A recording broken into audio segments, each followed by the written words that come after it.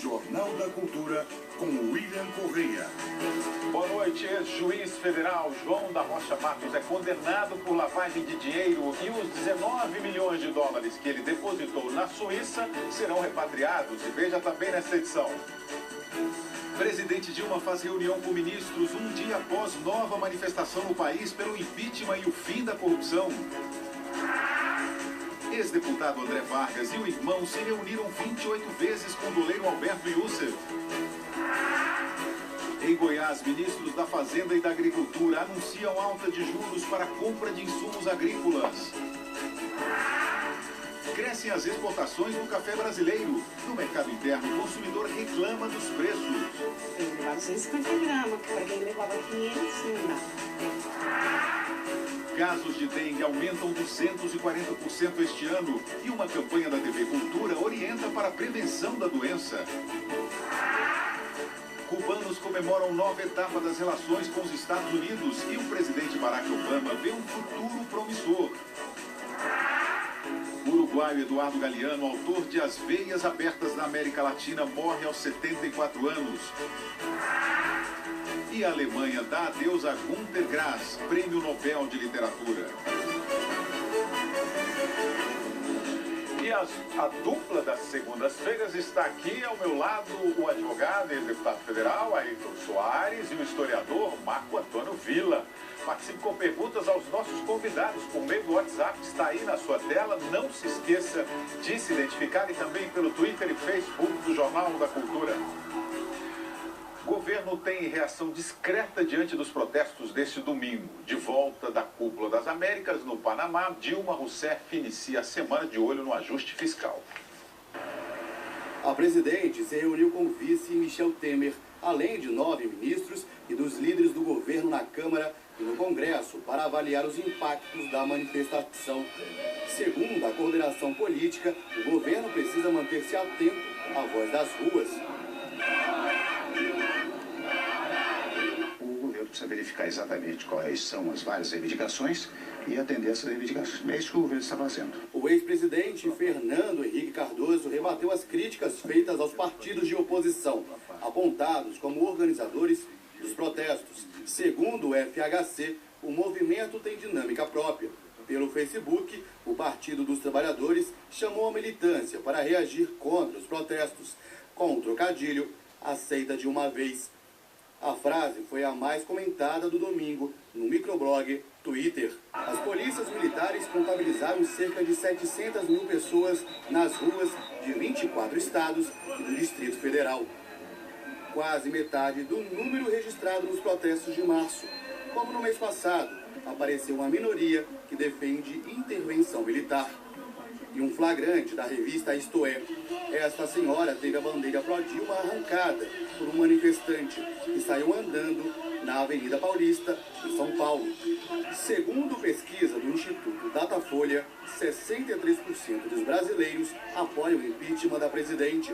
Os ventos estão soprando e eu estou sentindo que a Dilma está caindo, ele está caindo. Cuidado, cuidado que a Dilma está caindo. Mas o combate à corrupção foi o principal motivo dos protestos. Se a Dilma for culpada, pague por isso e que o povo continue defendendo a nossa pátria. Aqui no Recife, a manifestação aconteceu em uma das principais avenidas da capital pernambucana, a Avenida Boa Viagem. Muita gente fez questão de vir de verde e amarelo para protestar contra o governo Dilma Rousseff. Roubo demais, meu filho. A Petrobras, saúde, tudo, só roubo, só roubo. Aqui em São Paulo, a Avenida Paulista e as ruas de acesso foram fechadas para o protesto. Muita gente vestindo as cores da bandeira e segurando cartazes pedindo o fim da corrupção. Um Brasil com mais hospitais, mais escolas, pessoas mais cultas, que tratam as pessoas com mais dignidade, que não tratam as pessoas com mau jeito, sabe? Muito bem, Marco Antônio Villa, boa noite. Bom, o resultado foi recebido com alívio pelo governo federal Você acha que esse protesto se esvaziou, está enfraquecendo? O que você acha, Vila? Não, o protesto está indo muito bem. Inclusive, encontrei dezenas de espectadores aqui, telespectadores do Jornal da Cultura, e que elogiaram muito sempre todo esse trabalho plural, democrático, que é feito aqui no Jornal da Cultura.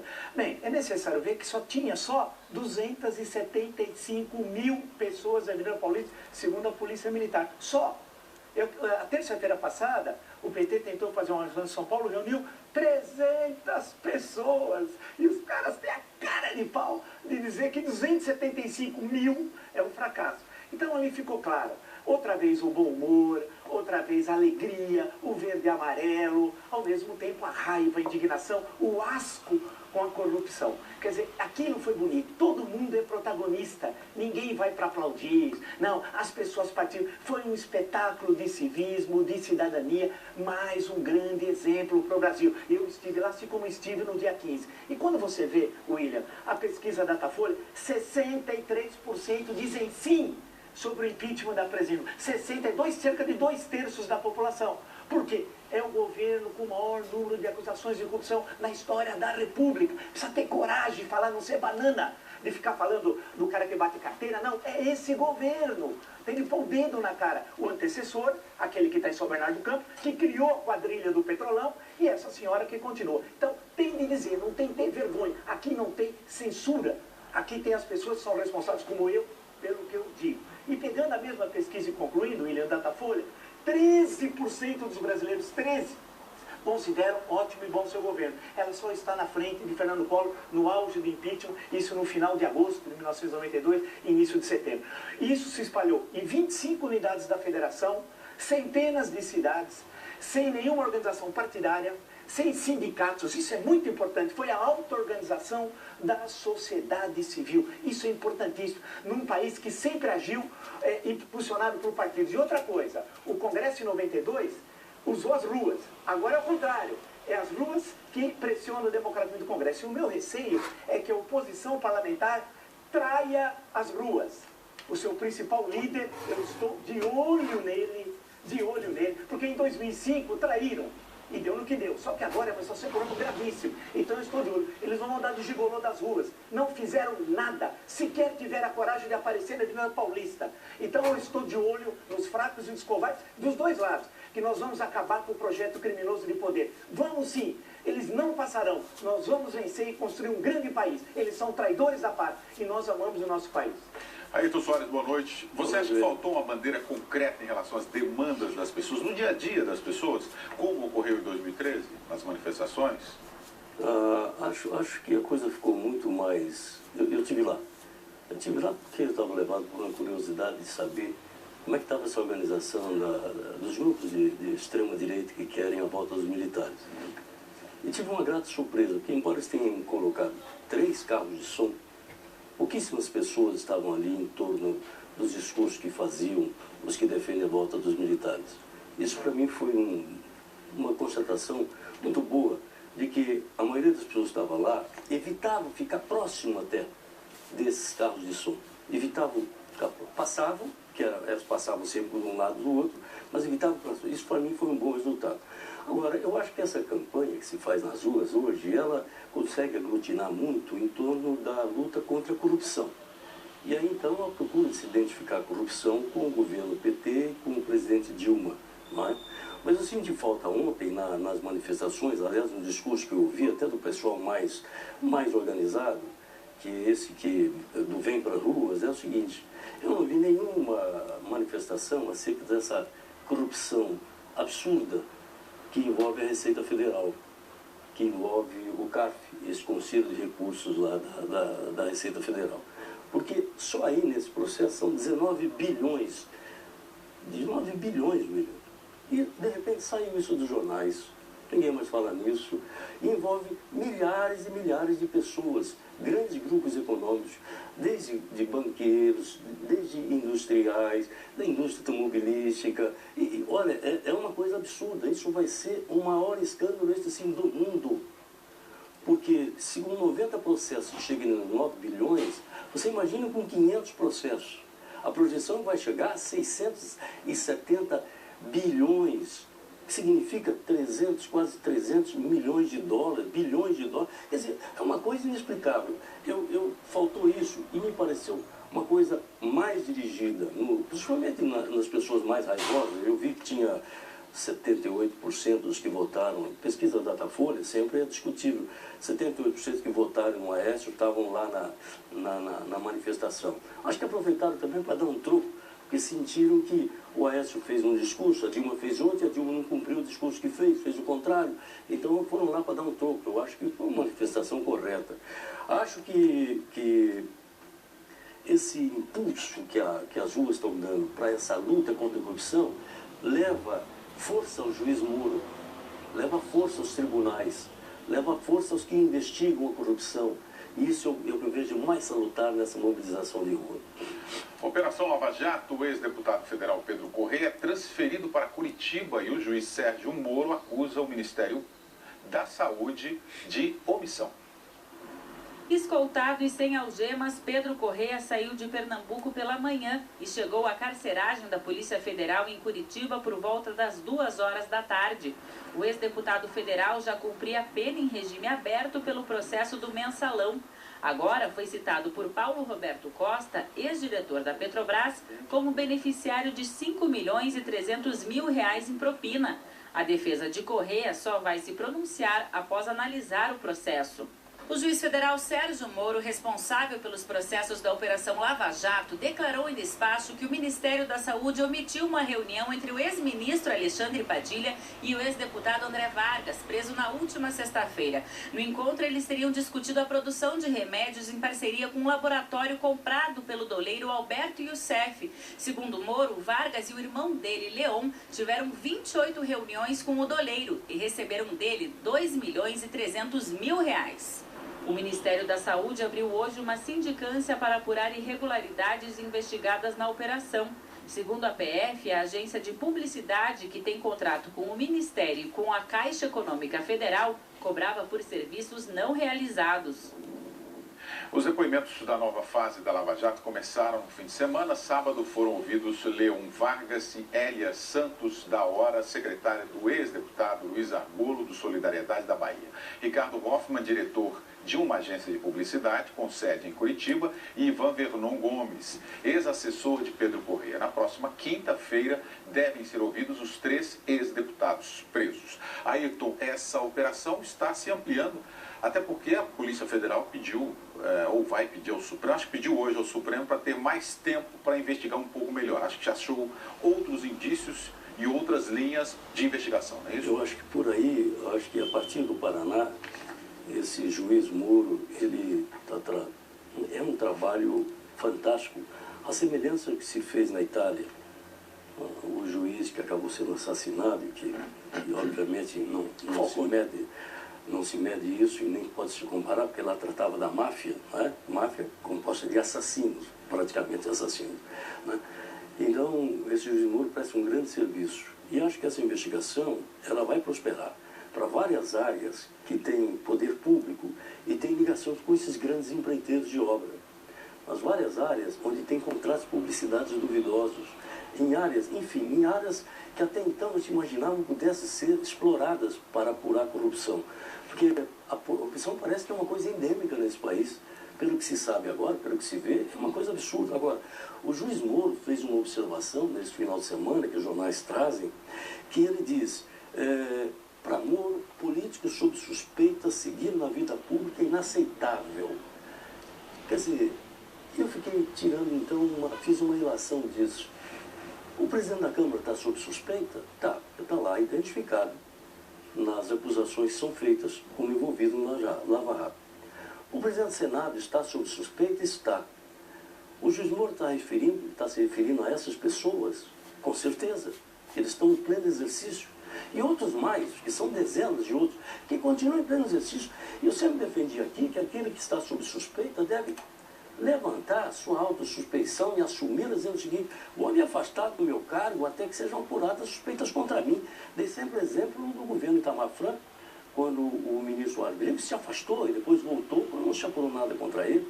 Então eu acho que o juiz Moro presta, além do serviço de investigar, presta serviço de alertar a sociedade. Por que esses estão sob suspeita, continuam nos cargos e ocupando espaço na mídia? Isso que é inexplicável, ao meu ver. Vila. Eu queria lembrar, nós ficamos aqui meses discutindo a lista do Janot.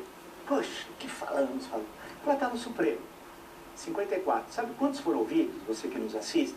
2 foram ouvidos. Sequer teve início de investigação. Você imagina quando é que vai ser o julgamento? Quando vai ser aceita a denúncia e a partir dali é aberta uma ação penal originária? Quando isso vai terminar? Não vai terminar nunca. Então, se esperarmos a Suprema Corte, você pode tirar o cavalo da chuva, como de outras vezes o STF vai estar de costas para a nação. E já esteve desde o seu nascimento, no começo da República, quando foi criado a Suprema Corte Brasileira, que não havia no segundo reinado durante o Império. Segundo, nós dependemos da primeira instância, do juiz Sérgio Moro, da operação feita pela Polícia Federal e pelo Ministério Público e pelo Judiciário através do ministro Sérgio Moro. Isso é chave para reformar as instituições republicanas brasileiras. Então, aí na primeira instância, todo esse barulho que nós estamos vendo é por causa da primeira instância. Porque caiu nas mãos do Teori, ouviram, do Teori Zavascki, que é o ministro do Supremo. 2, ouviram, são 54. Agora, do outro lado da Praça dos Três Poderes, tem a CPI da Petrobras, que inclusive amanhã tem audiência, na quinta também, na quinta deve ser o Luciano Coutinho, amanhã tem audiência e tal. O Luciano Coutinho é presidente do BNDES. O BNDES colocou 10 bilhões na refinaria de Abreu e Lula. 10 bilhões. E vai ficar a ver navios. Nós vamos ficar.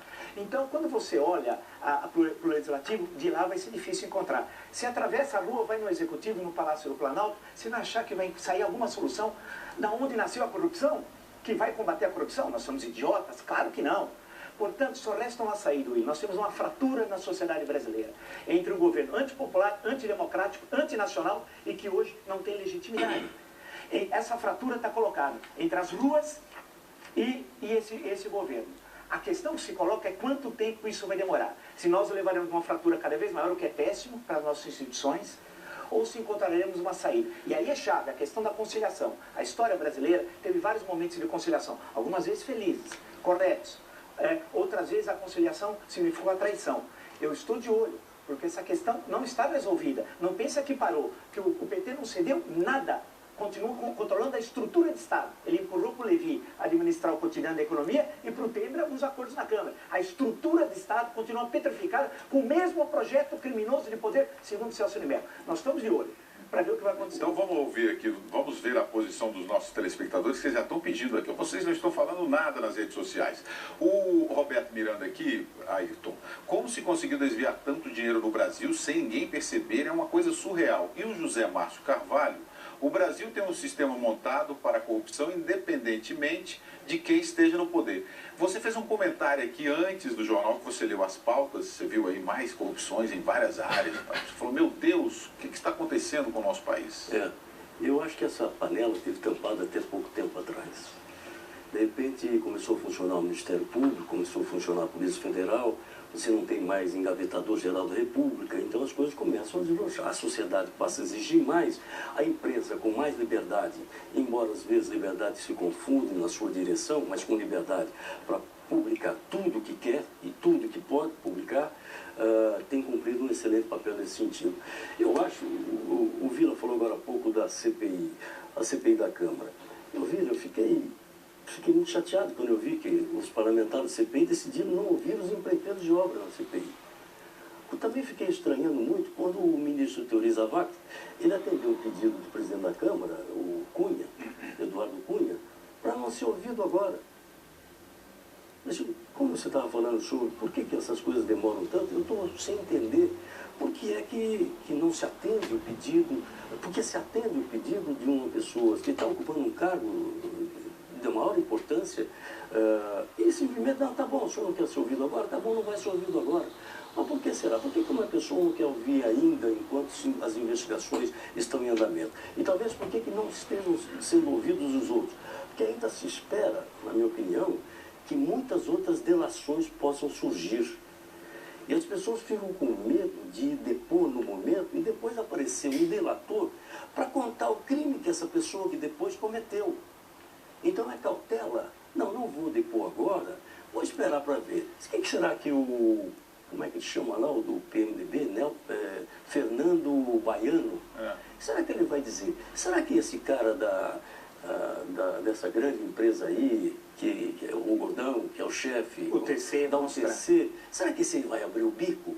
Se ele abrir o bico, será que ele vai contar? Então, espera aí, vamos ver o que vai acontecer. Depois eu quero ouvir agora, por que o ministro Zavascki atende? Ele deve estar atendendo outros também. Por que atende isso? Eu não sei. O que eu sei é que a coisa vai indo. Aos trancos aqui, aos trancos ali, mas vai indo. Essa condenação do juiz Rocha Matos, agora com essas investigações todas, eu estou achando que estamos no caminho certo. Eu acho que uma coisa importante que me irrita nos comentários sobre corrupção é dizer que o brasileiro tem o DNA de corrupto. Isso é uma coisa que me causa uma indignação.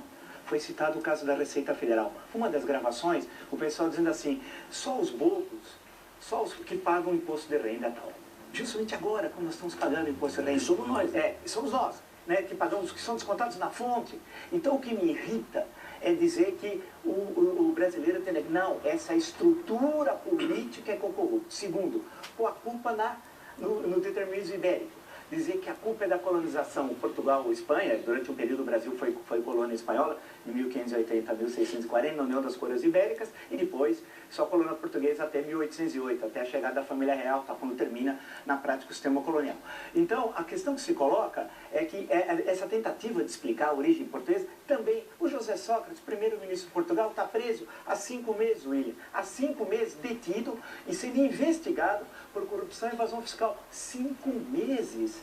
Portanto, essa ideia de falar sempre tudo assim, o Brasil sempre foi corrupto, não é verdade. Se você pegar a história do Brasil republicano de 89, se agravou isso a partir de 30. Claro, o Estado cresceu, conforme tem mais negócio no Estado. Antes era concessão de ferrovia, portos, que você fazia desvio, sacaneava tal, né? Pequenos desvios que ocorriam na alfândega tal. A partir de 30 o Estado cresceu. Tinha razões para crescer, inclusive para enfrentar a crise do capitalismo em 1929. Porém, ali criou-se uma estrutura de corrupção que tem de ser destruída. E é muito difícil. Agora, ela continua por uma razão que me parece fundamental, William. É impunidade.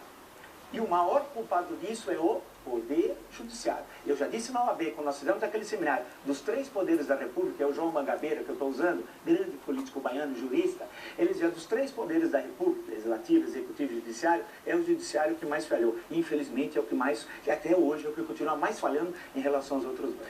A distribuidora de energia elétrica Light do Rio de Janeiro foi citada na Operação Zelotes por processos que somam quase R$1 bilhão.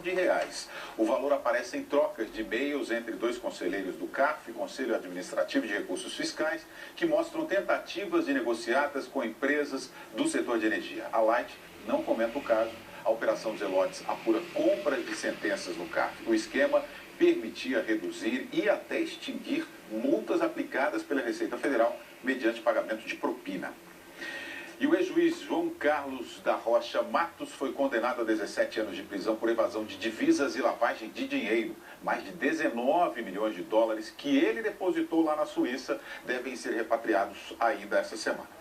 O ex-juiz João Carlos da Rocha Matos movimentava contas na Suíça sem declarar a origem dos recursos à Receita Federal. Ele teve a ajuda da ex-mulher Norma Regina Emílio Cunha e do irmão dela. Apenas nesse processo, os procuradores identificaram a remessa de mais de 1.400.000 dólares ao exterior. O ex-juiz ainda pode recorrer em liberdade.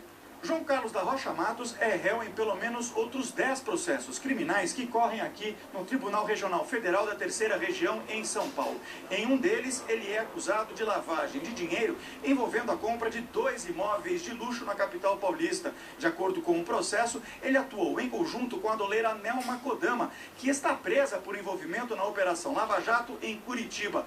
Nelma chegou a declarar ao Ministério Público Federal informalmente que chegou a enviar 50 milhões de dólares a pedido do ex-juiz ao exterior. Que o juiz adquiriu através de operações de lavagem de dinheiro com a cooperação da Nelma. Um desses crimes foram 2 imóveis e corre o risco de prescrição, o que causa enorme preocupação ao Ministério Público. Em 2003, Rocha Matos já havia sido condenado a 12 anos de prisão por formação de quadrilha e corrupção passiva, ao ser considerado um dos responsáveis por um esquema de vendas de sentenças judiciais. Ficou preso por 8 anos. O repatriamento do dinheiro da conta na Suíça só pode ser executado depois que um dos processos que o juiz responde transitou sem ter a possibilidade de recursos.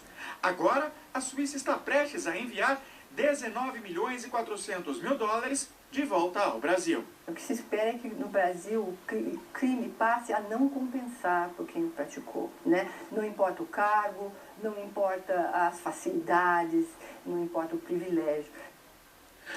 Vila, Elogiado, hein, William? Porque esse pessoal, esse trabalho do Ministério, porque a gente critica muito a justiça, não é isso? O trabalho do Ministério Público Federal realmente é brilhante. A gente fala, o dinheiro vai, não volta, não é isso?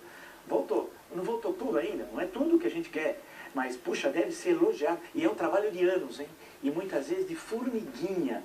E o que facilita, muitas vezes, eu falei outro dia com o Vladimir Aras, o procurador também do Ministério Público Federal, em Brasília, de ser chefe da cooperação internacional, ele dizendo que a delação premiada é que muitas vezes facilita. Não é o caso. Não é o caso aí. Quer dizer, é um trabalho brilhante do Ministério Público Federal e a gente deve elogiar esse esforço de anos e de não desistir. Porque, olha, você tem escritórios de advocacia, todo mundo tem direito à defesa. Ninguém está dizendo que é lei de Lynch. Mas tem muitos escritórios especializados em segurar figuras como esse senhor. Ele não tem a questão hegeliana entre essência e aparência. A gente olha para ele e já sabe que a aparência é a essência, né? E tudo que ele fez. Quer dizer, quantas sentenças, eu fico pensando, e para concluir, quantas sentenças esse senhor não vendeu? Quanta gente não foi prejudicado? Quanta gente não morreu por causa desse senhor? E é isso mesmo, né? O juiz corrupto é um negócio muito complicado. Como é que você descobre, pune? É um risco muito grande, né? Eu acho que, pelo que se tem de informação, são muito poucos os casos de juízes que foram pegos na prática da corrupção. Felizmente, para todos nós, né? Porque se acontecesse com os juízes, que acontece com a classe política, esse país não teria mais estrutura para nada, os poderes teriam desaparecido praticamente, né? Então o judiciário é um sustentáculo desses poderes que mantém o equilíbrio entre eles. A todas as divergências e dúvidas entre os poderes acabam chegando no judiciário, que as dirime, que procura estabelecer uma reação a isso. Mas é bom lembrar que, olha, de repente, você está se esquecendo do HSBC, com 6 mil e poucos brasileiros envolvidos em remessa legal de recursos lá para o exterior. Você está esquecendo do escândalo Metrô 3. Você está esquecendo da CAF, que agora sumiu. E se você somar tudo isso, William, nós vamos chegar a valores que não passam pela cabeça de ninguém. Se você contar qual é o país onde tem as pessoas mais ricas do mundo, se contar nesse país, que no Brasil há uma sonegação, ou seja, roubam, os que deviam apurar o recolhimento de imposto roubam, né? Porque tiram dinheiro do governo e beneficiam grupos e escritórios de advocacia. Por que eu tenho que falar de escritório de advocacia? Porque até agora não apareceram nos escritórios. Então são alguns escritórios, não são todos os escritórios de advocacia. Eu sou advogado. Quantas vezes encontrei algumas pessoas que me diziam, olha, tem gente que resolve a questão na Receita. Você trabalha com direito fiscal? Não, não trabalho. Pois é, porque tem gente que resolve o problema lá. Resolver é isso. Aí lá subornar. São 200 integrantes deste conselho, que se reúne em comissão de 6, 3 representantes do empresariado e 3 indicados pelo governo através do Ministério da Fazenda. Então são 6.